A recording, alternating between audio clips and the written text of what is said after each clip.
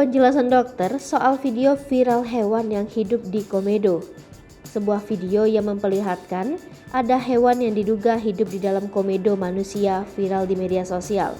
Hewan tersebut tampak bergerak dalam video yang diambil dari sebuah mikroskop yang telah diperbesar beberapa kali. Video tersebut diunggah oleh akun TikTok @muhammad1992fatah. Hingga kini unggahan tersebut viral dan telah disaksikan lebih dari 1,1 juta kali di TikTok.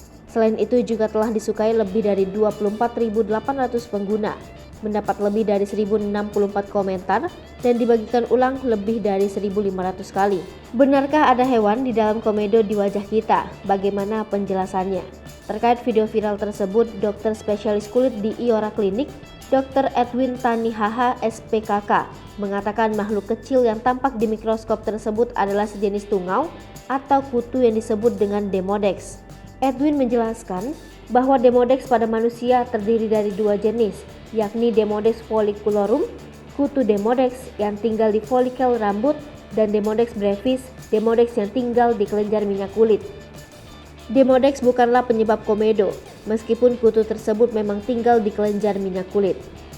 Ia menyebutkan Demodex memiliki sisi positif dan negatif bagi kulit. Sisi positifnya bisa menciptakan lingkungan yang asam di kulit, sehingga membuat bakteri yang tidak baik sulit tinggal di lingkungan tersebut. Namun sisi negatifnya, bila imun tubuh turun, maka bisa memicu kutu tersebut meningkat jumlahnya. Selain itu, jika kutu tersebut mati, bisa mengeluarkan bakteri dan kotoran yang bisa menjadi pemicu respons imunitas dan peradangan di kulit.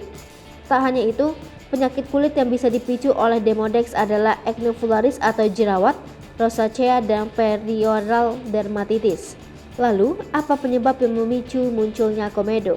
Edwin menyebutkan, munculnya komedo bisa disebabkan oleh adanya minyak yang tersumbat di dalam pori-pori kulit wajah. Hal ini bisa disebabkan oleh berbagai faktor dan bervariasi. Selain itu, pola hidup yang tidak sehat, seperti tidur larut malam secara konstan, bisa memicu meningkatnya kortisol hormon yang kemudian bisa meningkatkan androgen hormon. Bila androgen meningkat, maka produksi minyak atau komedo juga meningkat.